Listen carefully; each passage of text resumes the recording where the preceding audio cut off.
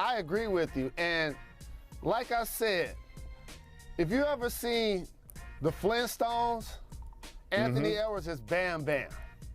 like for real, he's bigger and stronger than you really realize at everything that he does.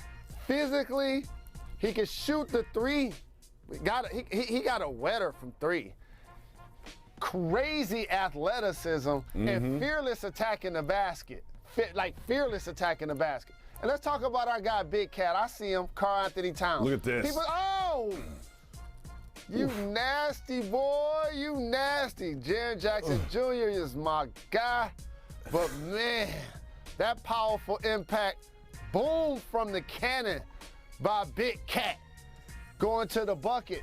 And so when he's giving you 29 and 13 and Edwards is balling the way he's balling, like this was a decisive win. It truly was. And the one thing that I saw happen for Memphis, and I still picked them to win this series, even though two things happen.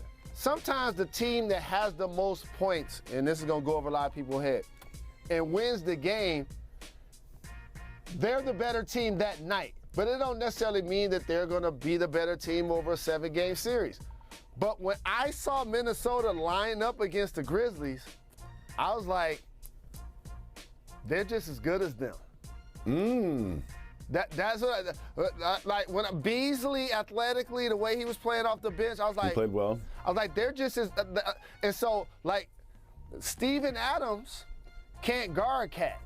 No. He can't guard Cat. No, he cannot. And so you're going to now have to play Jaren Jackson at the 5, more minutes for Clark, who's a terrific athlete. So now if you're Memphis, that changes what you normally do. And so now when you're adjusted to the other team because of the other team's best player, that makes this a long series, a 7-game series. I'm still going with the Grizzlies as the number 2 seed in what I saw all regular season. And I believe Bane and Brooks are going to get it together. And John Moran is going to continue to play well and attack the basket. He didn't play so well percentage-wise in the second half. But this right here is going to be an excellent series. A lot of people are going to talk about what's happening in the East Coast, but this is the one I wish I could parachute in for. And lastly, Jacoby, I got to say, shout to Papa Towns. Shout to Papa Morant. Seeing them, you know I love that. Dear Internet, Usher is not John Morant's father. I just want to make that clear. Usher is not John Morant's Jacoby. father. I know you love that so much. I love this series.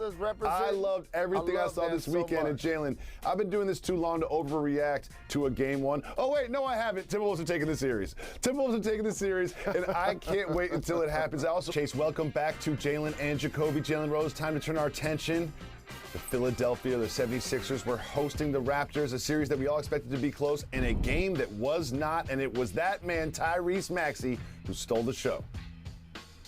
That's one of the things I love about this program, Jacoby, is that when we go deeper in the box score and we introduce people to second-year players like Tyrese Maxey, who's a friend of the show, who, by the way, while everybody's celebrating his 38 points for a guy that basically took over the starting job for Ben Simmons this year and played terrific all season, has had a better season in a lot of ways than James Harden. That's why I voted for him as most improved player. It's people waking up today like, oh, there's Tyrese Maxey. I'm like, oh, yeah, I'm already here. We already here. He's already been on this show and all of that. And the beautiful thing about it is the Sixers got lucky in a lot of ways. After we talk about the brilliance of Tyrese Maxey and the just physical dominance of Joel Embiid, a shout to Tobias Harris, who played terrific. James Harden, 14 assists. I believe he had 1 turnover. Like, it was masterful how they performed in game 1. A lot of things went their way. In particular, injury. The multiple injuries now being sustained by Trent Jr. and Barnes, like those are gonna those take this to me from being like a 7-game series, in particular when they go on the road and Matisse Thybulle can't play, to now all of a sudden if Philadelphia wants to really step up and take care of business, They should get this over in 5 now. They really should. We how will injuries see. change the dynamics of a series. We shall see. Jalen, you mentioned Tyrese Maxey is most improved. Another player that is up for that award is a gentleman by the name of Jordan Poole. And you look at the big three for the Warriors there, but it was this man, former Michigan Wolverine, that shined in a blowout victory for the Warriors. So Jordan Poole was in the G League last year, Jacoby. In the G League. Now the Warriors trust him enough to start him game 1 of the playoffs and bring Steph Curry off the bench. Did you hear what I just said? Yes, I did, sir. And take it a step further. Here's what I love about Jordan Poole. It's the same for Kyrie Irving. His buckets is loud. Loud. Oh, loud. His buckets is loud. And now the Splash Brothers look like the three amigos. And so we have Draymond Green, who we talk a lot about his defense, and rightfully so. Did a terrific job of contesting and blocking shots and making just the Joker work, and just his night wasn't looking like an MVP at all. But how about his passing? Great. You know what I mean? 9 Like assists. how he gets them into their offense, and it's just masterful how he keeps the floor spread. And as I just alluded to, the job that Draymond did on the Joker and the Warriors did on the Joker, that has nothing to do with why I voted Joker the regular season MVP. Now it's gonna be people retroactively like, oh, see?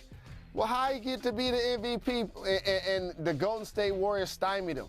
That's a regular season award, ladies and gentlemen. Jalen, one of the MVP candidates was also in action. We haven't discussed yet. That's a gentleman by the name of Giannis Antetokounmpo. The Bucks were hosting the Bulls. They came out to a huge lead early. The Bulls came back, but it was Giannis who closed the door at the end.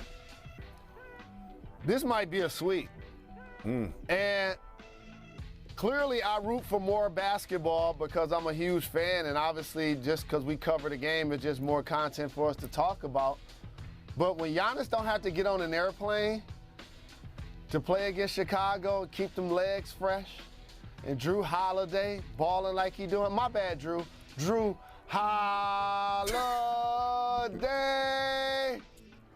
Shout to Styles P. Rest in peace to the drama king, K. Slay. Love and miss you, OG. They're big three, and they're virtually unbeatable when they play, and then you throw Lopez back in the mix. His height, his shot-making ability, like the Bulls are in trouble. I might have to bring out the Wallace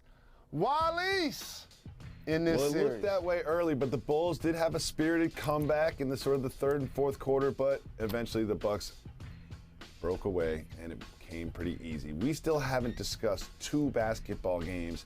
God, Chris Paul, 17 straight points, Jalen. Man, as we talk about like the changing of the guard, and rightfully so many young stars had amazing games in the playoffs. This is an old dog you don't have to teach new tricks. And the thing about CP3 that I like is his buckets are timely. Like, he didn't wake up yesterday and say, I'm gonna score 30. You know what I mean? He did not, and definitely in 19, and then all of a sudden he reads the game and like, oh, okay, y'all got these little dudes think y'all about to press me and D me up and Alvarado all up in me and stuff. I got something for that. Take these 19 in the fourth quarter. But it's great to see Chris play on the floor against Willie Green, who he played with for a couple of teams, and Willie coached against Monty, who he was on his staff last year, as they made the Western Conference Finals championship happen in Phoenix and eventually lost to the Bucks in the title. Very quickly, Jalen Rose, turn our attention to a disappointing series, frankly, because there's a huge hole in the Jazz-Mavericks series, and that is Luka Doncic. Unlikely for Game 2, but Mitchell played well in Game 1. I got a secret about our graphics. If one of the teams has 3 players and the other ones has 1, that usually means that I guess somebody thinks that team is going to win. See y'all tomorrow, 4 p.m.